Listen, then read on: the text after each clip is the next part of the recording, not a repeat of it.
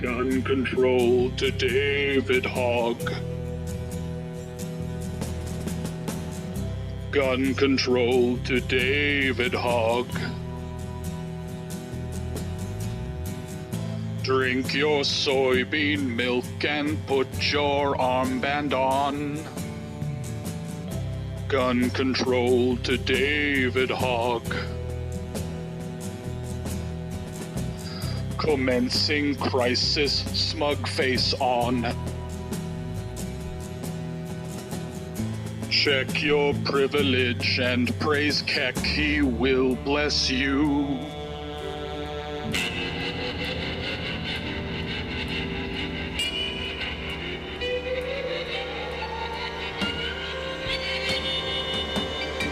This is gun control to David Hogg. You've never gotten laid, and the papers love that brown shirt that you wear.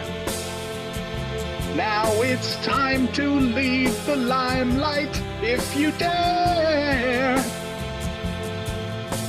This is David Hogg on gun control. I'm such a media whore, and I'm stumping in a tired and useless way. And my arguments are no different today. For here am I bitching at the orange man, far off from the truth. My message is fake news, and there's nothing I won't do.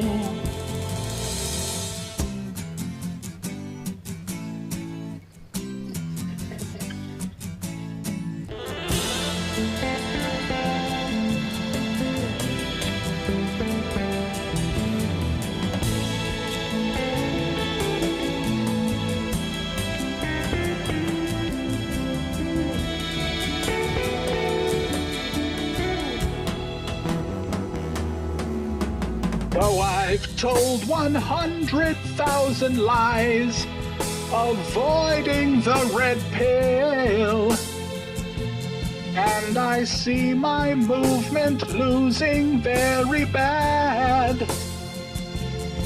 Tell Dana Lash that we're still fighting mad. Gun control to David Hogg, your moment's past. Your facts are wrong. Can you hear me, David Hogg? Can you hear me, David Hogg? Can you hear me, David Hogg? 'Cause we are still following the orange man in his Oval Room. He's president, it's true, and there's nothing you can do.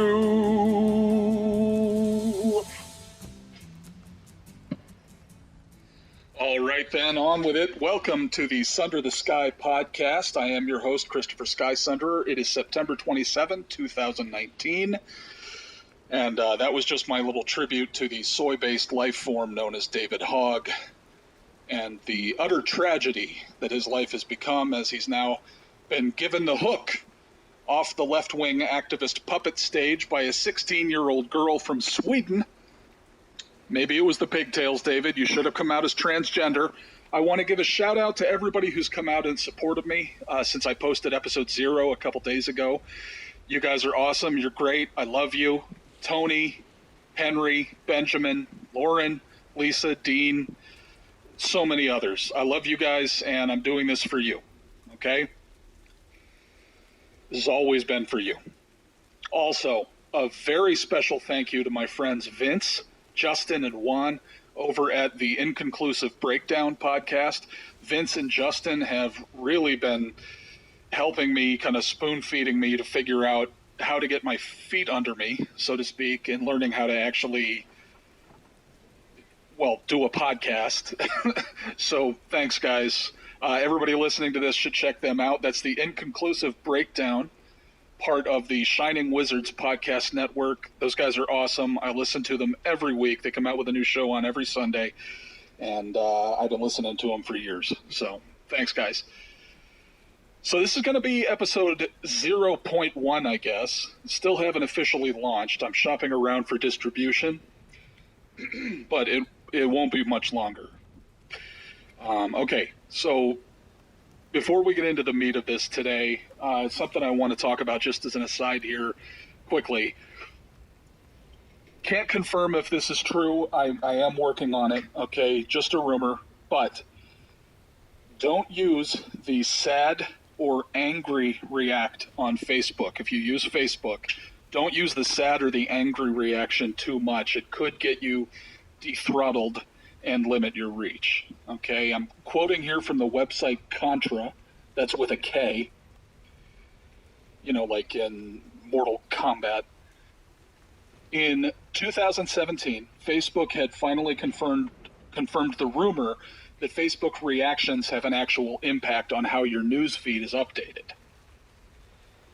Over the past year, we've found that if people leave a reaction on a post, it is an even stronger signal that they'd want to see that type of post than if they left a like on the post. So the reactions actually have more weight than simple likes. If you remember, people had been, asking Facebook for a dislike reaction to go next to the like reaction. Well, Facebook didn't do that, okay? Well, and as everybody knows, they came out with the reactions, that are, what are they? There's the love react, the laugh react, the sad react, the wow react, and then the angry react, right? Well, a Facebook spokesperson said in a statement, "We are updating newsfeed to weigh reactions a little more than likes when taking into account how relevant the story is to each person." Why so? Well, reacting with a reaction emoji takes an extra step, which a user needs to take in order to show their emotion. You don't just click it, you have to hover and then pick one. While merely liking a post shows to Facebook that the post in question is content you're interested in, responding with one of the emotion reacts sends an even stronger signal and shows a deeper level of user engagement. It's important to mention, still quoting here, that Facebook stands with its statement that all reactions are weighted the same. Whether you're reacting with love or sad, the algorithm will still be impacted the same, yet stronger than if you would have reacted with a simple like, end quote. Okay? People had suspected that ever since the reactions were rolled out. But it wasn't confirmed until, I think it was February of 2017. The thing about rumors when it comes to Facebook and Twitter and YouTube,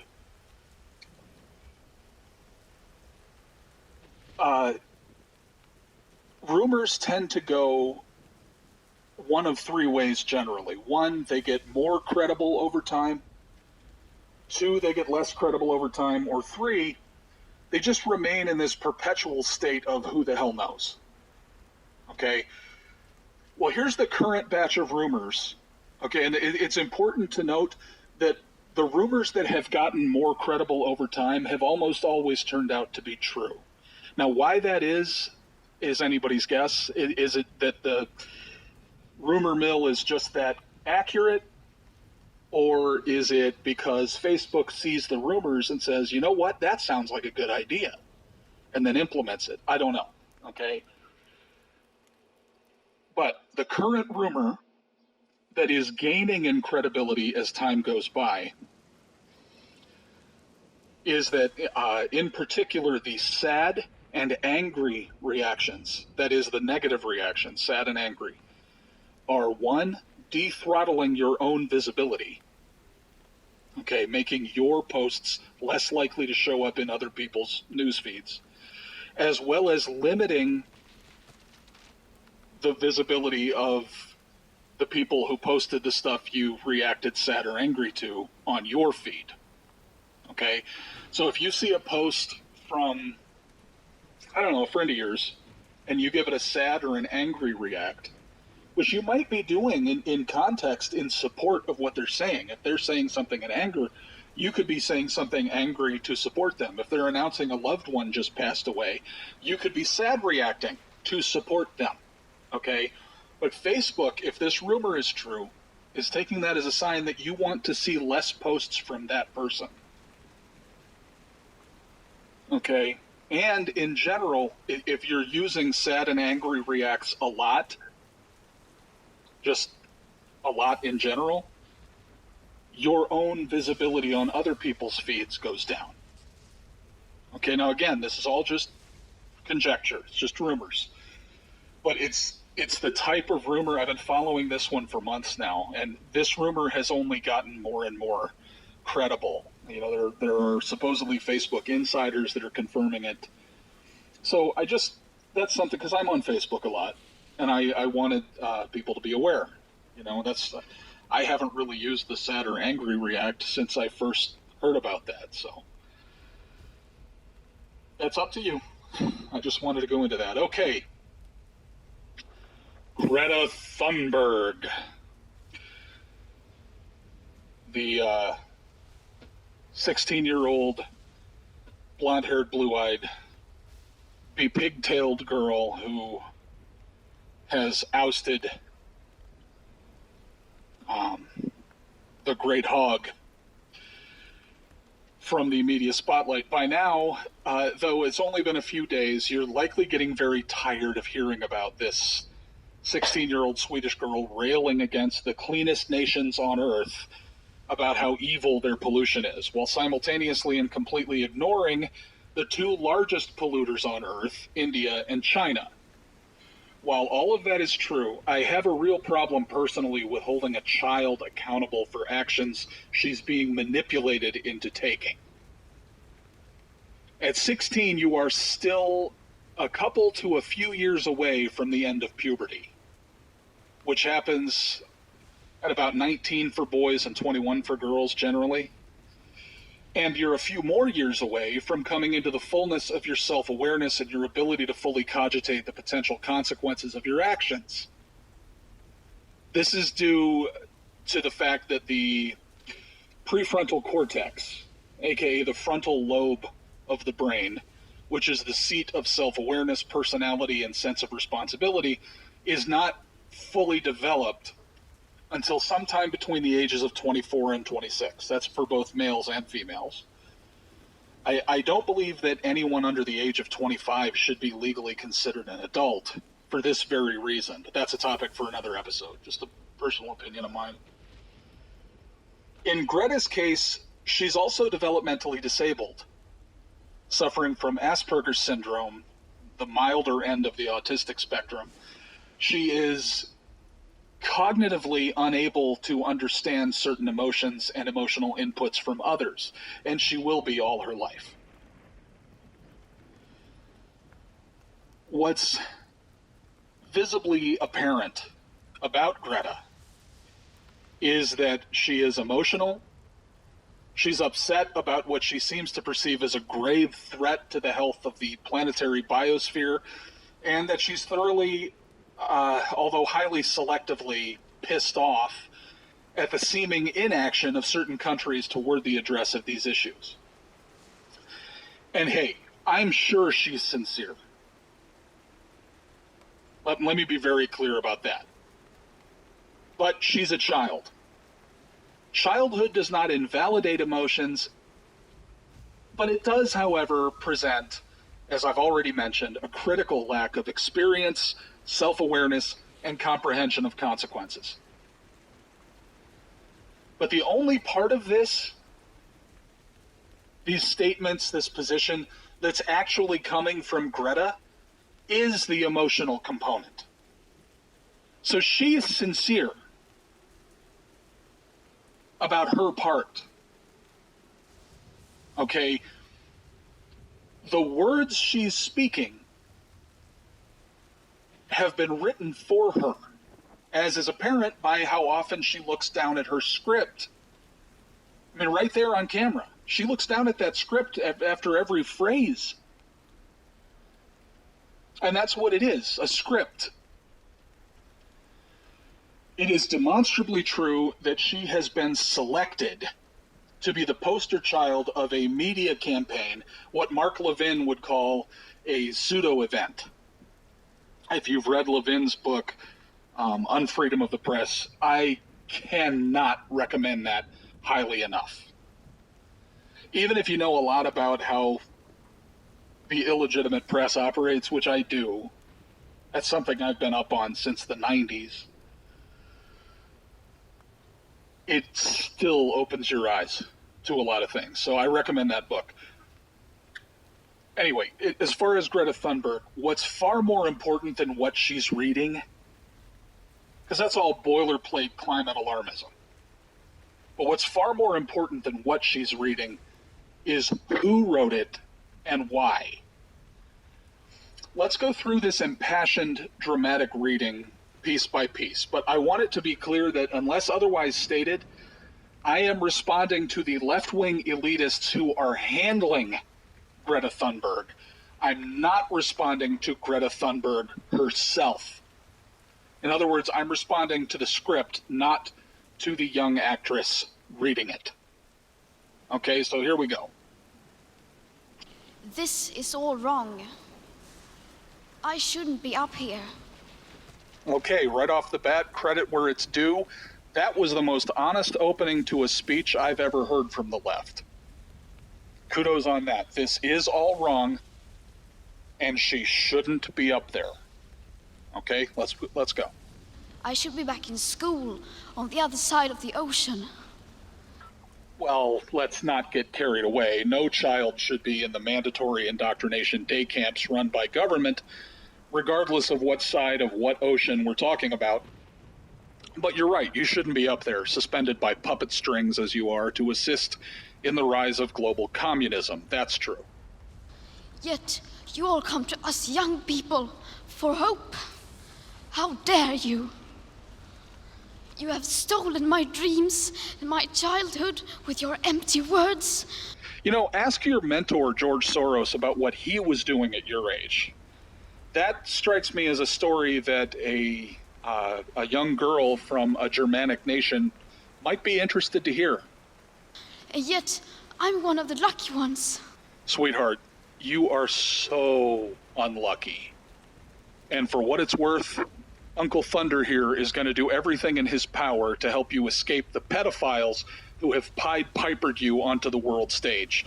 My honest belief is that they're going down bloodily in the near future. And it's important to all of us over here on the right side of history that we get you away from them before that happens. People are suffering. People are dying. Particularly in the Far East, where the world's two biggest polluters, India and China, are located. Entire ecosystems are collapsing. And have been since the dawn of life on Earth. We are in the beginning of a mass extinction. Okay, the human population on this planet is exploding.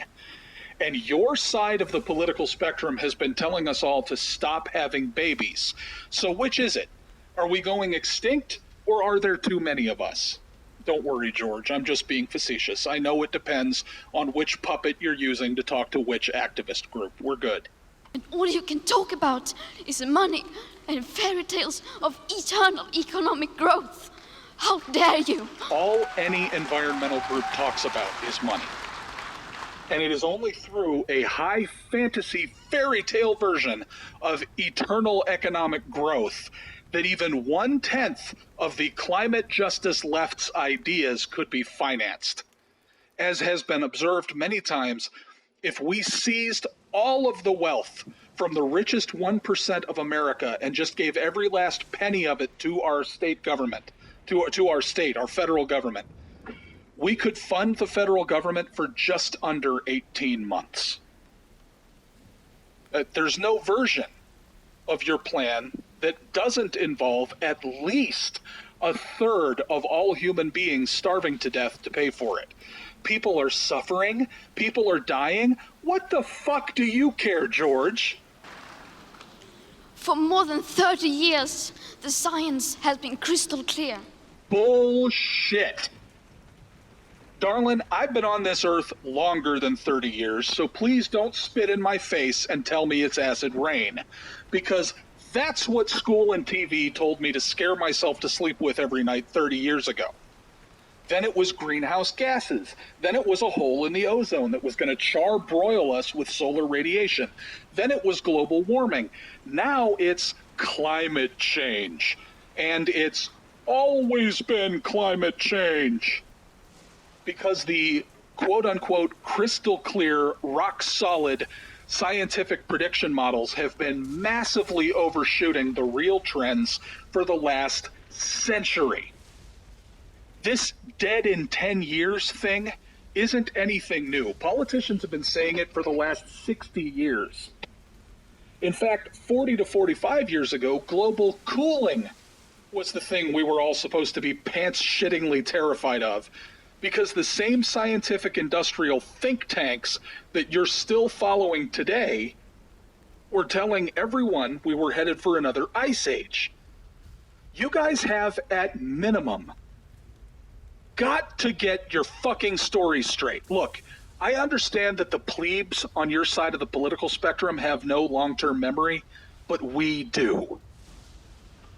How dare you continue to look away and come here saying that you're doing enough when the politics and solutions needed are still nowhere in sight? They'll never be in sight. First, because solutions to problems that don't exist, by extension, also don't exist. And second, because no matter what solutions anyone comes up with today, your side will simply reject tomorrow. Because the global communist elite's entire political model rests on a foundation of never being happy with or about anything. You say you hear us and that you understand the urgency. We do. You are talking without saying anything, and the urgency is zero. But no matter how sad and angry I am, I do not want to believe that. Because if you really understood the situation and still kept on failing to act, then you would be evil, and that I refuse to believe.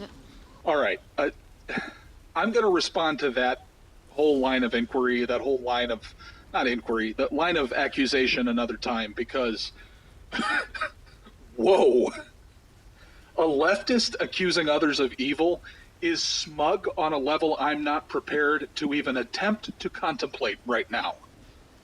Let's just stick to the nonsense in front of us without allowing ourselves to be sucked down into a multidimensional fractal rabbit hole of absurdity. Fair enough?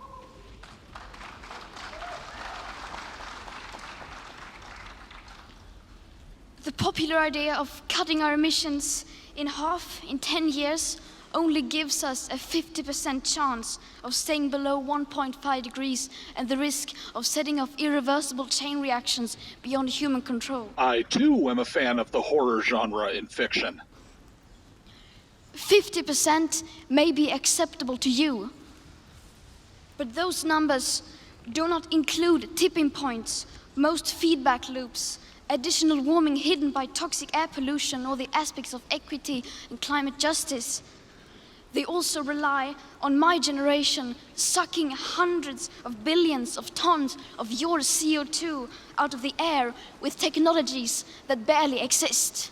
Crystal clear science, ladies and gentlemen. So a 50% risk is simply not acceptable to us, we who have to live with the consequences. How dare you pretend that this can be solved with just business as usual and some technical solutions? Here we arrive at last at the real crux of this whole thing. Let's get something straight right now. When they say business as usual here, what they mean is every single iota of human endeavor that is not direct government control. This is the eternal cry of the leftist. We don't have room for your precious freedoms anymore. This, insert crisis real or imagined here, is more important than your individual liberties. It's an emergency and you must submit your life to the machinery of the state now. Refusal to submit is evil. Evil! The only thing that distinguishes state action from private action is this: aggression. Aggression I'll define because lots of people have trouble with this concept. That's that government education again. Aggression is the initiation of violent force upon otherwise peaceful people. It is throwing the first punch, firing the first shot, throwing the first stone. If no one ever starts the violence by acting violently, there won't be any violence. Aggression is also defined as the implicit and immediate threat of violence. Not implicit, the express and immediate threat of violence. Okay? If I have a gun and I point it at you, you are now perfectly within your rights to shoot me because I have actively threatened your life. Okay, I've put you in immediate mortal danger. So this is the foundation of all libertarian thought, the non-aggression principle. The thoughtless and reactionary among us who believe that ad hominem attacks and straw men are legitimate debate tactics, read the left, will often conflate the non-aggression principle with pacifism. This is inaccurate. Non-aggression is not non-violence. I've worked as a close combat and self-defense instructor for decades, okay? I have no problem with responding to violence with violence. This is not pacifism. So the only thing that distinguishes state action from private action is, as Stefan Molyneux has observed, the gun in the room. When they talk about taking away your guns, and believe me, we're going to get to that topic, they're threatening you by saying that. Because how are they going to take the guns? Well, they're going to send men with guns to come get your guns. Okay, so people who believe in gun control are not against gun violence. They just want all the gun violence to be on their behalf, driving their political motives, okay? Or driven by their political motives, I should say. As a private individual, I cannot have one smidgen of your property, be it physical, intellectual, or temporal, that is your stuff, your skills, or your time, unless you voluntarily agree to give it to me. In order to convince you to do that, my best shot will tend to be to offer you something of my own property, skills, and or time in exchange. This is the basis of capitalism. The pitfall that socialist thought falls into is in hearing the word capitalism and interpreting it to mean moneyism. This is inaccurate. Capital is anything which has value for which people are willing to trade without coercion. The socialist says the problem with capitalism, with a capitalist system, is that it only works if everyone has lots of money. But that's not true. What's true is that capitalism only works if everyone has lots of capital, which is fortunate because we all do. Your skills, your interests, your time, your energy, your hair, for God's sake, is all capital. A purely capitalist system allows for anyone to find someone who is willing to trade something they have but don't need for something they need or want but don't have. Okay? All money is a simplified system of value units so that we don't have to stand there in the street trying to figure out how many chickens a cow is worth, all right, or how many piano lessons a car is worth. That's it. That's all capitalism is. I don't even like the word capitalism. That word was invented and coined by Karl Marx, the father of socialist theory. Okay, capitalism is really, I mean, he was trying to turn it into an ism to make it sound bad. It's really just what happens when people aren't using violence against each other. It's just commerce. It's not an ism. If you want a brand new Lamborghini Aventador, that's a 6-figure car. All that is required is that you invest your time and energy in engaging in enough voluntary exchanges with other willing parties to make it happen. You know, there was a great website a couple years ago called One Red Paperclip. I don't know if you guys have ever seen it. But there was a guy, he literally turned a single red paperclip into an $80,000 house for himself just by trading up with people. He found someone who valued the paperclip more than a pencil he had. I think that's what it was, and traded. Then the pencil was traded for something slightly bigger, and on until he was finally trading something for a house. He could have kept going. He stopped at a house. There's always a better deal out there. Someone who has something a little bit better for you than what you're holding, who is willing to trade for it. You factor in the concept of investment into the voluntary engagements of other persons or companies, and there are literally no limits to what literally anyone who understands basic math can accomplish. That is why capitalism has been the greatest and to date only system to successfully lift millions of people out of abject poverty into prosperity. The people who see capitalism as, well, it's just money, it's all about money, meh. Well, that's what it is to them, it's all about money. Because they're lazy.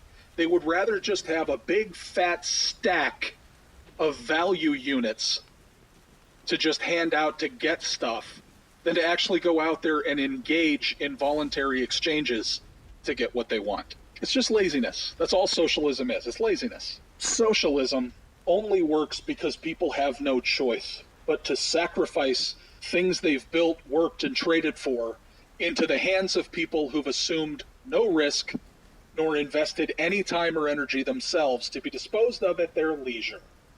When a private individual fails in an endeavor, if this podcast fails, I eat the loss, and I have to work to recover from it. When a government official fails, he or she somehow mentally gymnastics their way into blaming the people they took the money from in the first place. Oh, you just didn't give me enough. And they demand more. The government programs and bureaus that get the most funding are the ones that work the least. Private endeavors only grow if they work well and benefit everyone involved. In government, nothing grows faster than a program that doesn't work for shit. If Soros, the Clinton Foundation, Bono's activist group, that insipid bunch of jackasses, the EU, and whomever else is behind the Zudo event that is Greta Thunberg's Fight the Power moment, if they actually had a good idea on how to do something necessary and helpful, they wouldn't have to browbeat the entire human race while hiding behind the criticism shield of a sweet, innocent little disabled girl. Stand and fight, you fucking cowards. Hiding behind children is what Al-Qaeda does, for fuck's sake. Back to it. With today's emissions levels, that remaining CO2 budget will be entirely gone within less than 8.5 years. But talking about money is crass, right? There will not be any solutions or plans presented in line with these figures here today, because these numbers are too uncomfortable, and you are still not mature enough to tell it like it is. Whoa there, little lady. My immaturity is precisely why I always tell it like it is. If I didn't have a base, snotty, fuck authority mindset, I'd never get up the balls to call Nancy Pelosi a, quote, stupid bitch on the internet. But I did, so eat my shorts. You are failing us. But the young people are starting to understand your betrayal. The eyes of all future generations are upon you. And if you choose to fail us, I say we will never forgive you. Our collective hearts weep.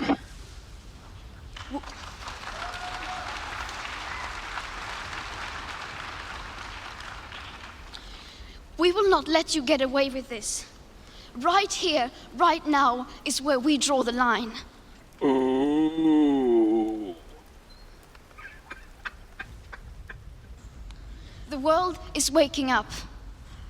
And change is coming, whether you like it or not. I'll take things a totalitarian madman would say for 1,000, Alex. Thank you. Oh yeah, hooray, hooray. That's enough of this. And now a brief public service announcement from our friends over at Militia 76. Hell yes, we're gonna take your AR-15, your AK-47. Welcome to the jungle, bitch! Drop it.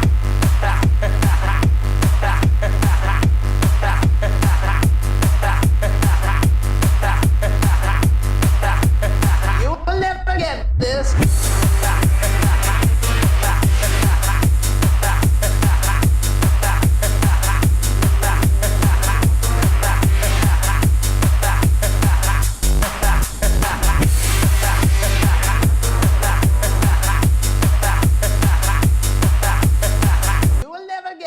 You will never get this. La la la la la. God, I love that. Okay, so just in closing here today, look, don't blame Greta. Okay, don't do that. Don't be like the left. All right, don't start kicking a little, this disabled kid. She's 16. All right, so she's not a little child, but she's not an adult yet either. Come on. Don't be, I remember Nick Sandman, same exact age, 16 years old. All he did was stand there and keep his cool while this strung out 900-year-old meth head walked up to him, beating a drum in his face, chanting something. Okay, he kept his cool and he just stood there and smiled. And the entire left tried to destroy this kid. Destroy him. Utterly. Okay. Who was that little girl? I can't remember her real name. I wish I could. Minnie AOC, who did the little parodies where she put on glasses and mocked Alexandria Ocasio-Cortez. She had to quit YouTube because she was getting death threats from the left. Okay. I mean, I could go on and on. It's Barron Trump, for God's sake, was 10 years old when there was a Twitter storm over, I can't remember the actor's name, the guy who played Mephisto in the Ghost Rider movie. It's not, I mean, I know he's a famous actor, I just can't think of the name, I'm getting old. He actually went on Twitter and said he thought it would be great if a bunch of big burly pedophiles would kidnap Barron Trump and rape him to death. Now we're talking about a 10-year-old there. There's that 14-year-old girl, YouTuber named Soph. 14-year-old girl, she's a hero of mine. I mean, I wish I had balls like that when I was her age. Okay, she's just been completely deplatformed off YouTube. Why? Because she has conservative libertarian opinions. So of course they call her far right. Believe me, I'm going to do a whole show on that bullshit. Okay, because it's like Republicans, and I'm not talking about politicians here, I just mean your standard Republican voters, they're not particularly right-wing. Being a constitutional conservative is not right-wing. Okay? The left calls it right-wing because they're so far left. You guys know what the Overton window is, I'm assuming. Okay, it's the window of things that are acceptable to talk about in public discourse. The left in this country has gone so screamingly far left. I often say they've been engaged in a campaign to embed the Overton window in the absolute left side of the universe. Okay? And then they look back at the center position and call it far right. And then you've got the Republican Party, and now I am talking about the politicians. They're not right-wing. They're not even centrist. They're also leftists. They're just not as far left as the Democrats. But they're a bunch of toothless, spineless, gutless wonders who do nothing. Nothing. So when I say, we should resist the left, I'm not endorsing the Republican Party either. It's just the Republican Party is a lifeless lump that doesn't do anything, okay? And it's the left, it's the Democrats that are actively trying to destroy our civilization. Fuck the country. I'm not talking about the nation, although they are trying to destroy that. They're trying to destroy the first world. They're trying to destroy civilization on Earth. Now, my point really, don't beat up on Greta. My point with that whole thing is you should also spend some time contemplating this, okay? Lots and lots of adults on the left were once Greta Thunbergs.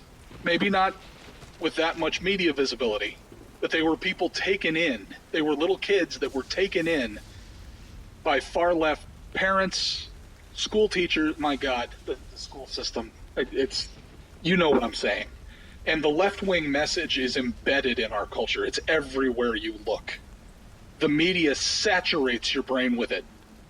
It's on the radio, it's on the TV, it's all over the internet, it's in the music, it's in the movies and TV shows. It's in advertisements for restaurants, for God's sake. Okay, so yeah, a lot of these people were taken in just like Greta's being taken in. And by the time they realize where they are, it's too late. They've bought in too far. It's kind of like if Disney tries to somehow redeem Kylo Ren. It's like, how do you redeem this guy? He's too evil. You know, he killed his own father in cold blood. You know, but then you think about, well, I believe everyone can be redeemed. I am a Christian. Okay, I don't beat people over the head with my religion. I just kind of use it to guide my own life. And if people ask me, I tell them. Okay, and I talk to it on request. I don't talk to it when unsolicited. Okay, but just for the purposes of this conversation, I mention it because I do believe everyone is redeemable. Everyone can be changed and saved. Everyone can change their mind. Okay, everyone can, but not everyone will, because only the person themselves can actually change their minds. And when you're a little kid, particularly one with autism, man, you're up against it to figure out what's right and act accordingly. Particularly in that situation where you're surrounded by some of the biggest, most venomous snakes on the planet. So let's go easy on Greta, okay? Let's not be like them. Go after the people puppeteering her. All right, and yeah, that's really all I've got for today. Thanks for tuning in, and we'll talk to you again soon. The proposal is that the developed countries, in addition to establishing a fast start fund of $10 billion a year, should band together and lend $100 billion worth of these SDRs for 25 years to a special green fund. Shut up, bitch!